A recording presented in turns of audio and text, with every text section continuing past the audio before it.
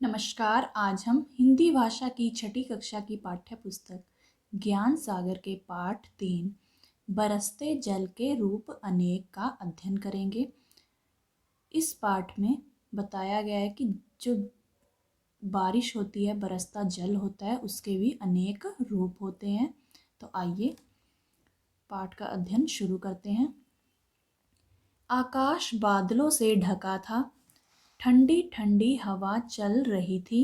ऐसे सुहावने मौसम में राघव, परमीत, जफर और अमन मैदान में खेल रहे थे।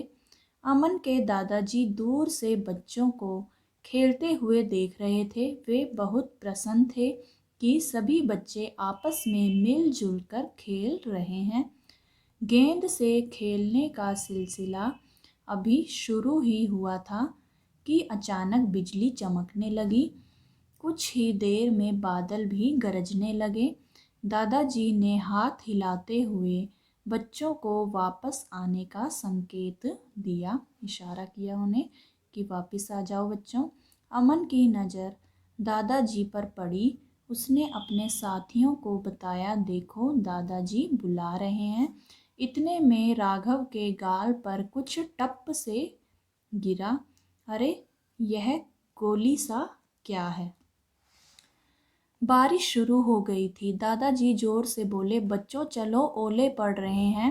अमन, राघव, परमीत और जफर सिर पर हाथ रखे अमन के घर की ओर दौड़ पड़े। दादाजी ने चश्मा उतारा और वे बाहर बरामदे में ही अपनी आराम कुर्सी पर बैठ गए। दादाजी बोले, बच्चों आज बहुत दिन बाद ओले पड़े हैं। अच्छा हुआ तुम सब चले आए, नहीं तो सिर पर टपाटप होती। बच्चे दादाजी की बात सुनकर खिलखिलाकर हंस दिए। देखते ही देखते बरामदे के आगे का खुला स्थान ओलों से भर गया। राघव ने दादाजी से पूछा, दादाजी ये ओले क्या होते हैं?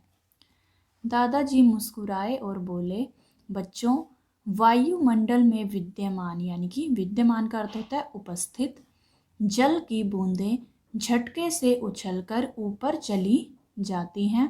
ऊपर की हवा बहुत ठंडी होती है। ये बूंदें वहीं जमकर ओले का रूप धारण कर लेती हैं। इसी प्रकार हवा के झोंके इन्हें और ऊपर उछाल देते हैं कि हवा के झोंकों से ये बूंदें जो हैं और ऊपर उछल जाती हैं। इन ओलों के ऊपर बर्फ़ की परतें जम जाती हैं। इन ओलों के ऊपर क्या होता है? बर्फ़ की और परतें, जो बर्फ़ की और परतें होती हैं वो भी जम जाती हैं। कुछ भारी होने पर ये ओले नीचे की ओर गिरने लगते हैं।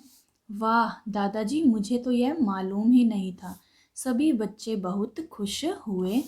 दादाजी ने बच्चों से पूछा, क्या तुमने पाला पड़ता देखा है? पाला? सभी बच्चे एक साथ बोले।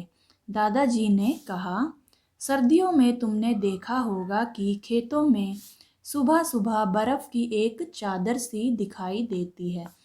यही पाला है कि जैसे सर्दियों के समय में जब ठंड ज़्यादा होती है तो चारों ओर ज़्यादातर खेतों में बिल्कुल धुंध सी, सफ़ेद रंग की चादर सी दिखाई देती है, बर्फ़ की धुंध, कोहरा, जिसे क्या कहते हैं? पाला कहते हैं। जब ठंड अधिक पड़ने लगती है तब हवा में मौजूद भाप जम जाती है और बर्फ़ की चादर के रूप में दिखाई पड़ती है।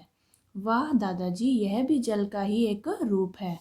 दादाजी ने समझाया कि जल जीवन तो है ही, इसके और भी अनेक रूप हैं।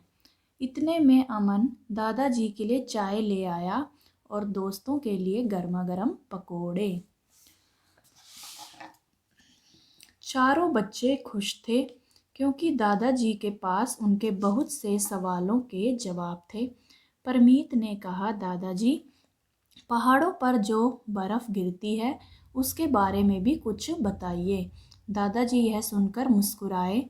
दादाजी ने कहा, परमीत पहाड़ ऊंचाई पर होते हैं ना, सो वहाँ ठंड भी अधिक पड़ती है। शीत ऋतु में, यानी कि सर्दी की ऋतु में और अधिक ठंड पड़ने के कारण वहाँ के वायुमंडल में भाप बर्फ के रूप में बदल जाती है और यही बर्फ जब पहाड़ों पर बरसती है तो इसे हिमपात कहते हैं। अब ओले पड़ना बंद हो गया था। हल्की फुहारें सी पड़ रही थी।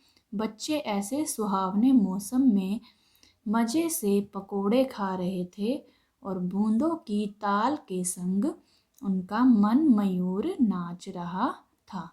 कि उनका जो बूंदों की जो बारिश की हल्की हल्की बूंदें पड़ रही थी, उन बूंदों के संग उनका जो मन है, उनका जो दिल है, वह मयूर यानी मोर की तरह नाच रहा था। तो इस पाठ में हमने बरसते पानी के यानी बारिश की बूंदों के अनेक रूपों के बारे में पढ़ा। आशा करती हूँ आपको यह पाठ अच्छे से समझ में आ गया होगा। तो मिलते हैं अगली वीडियो में, तब तक के लिए नमस्कार।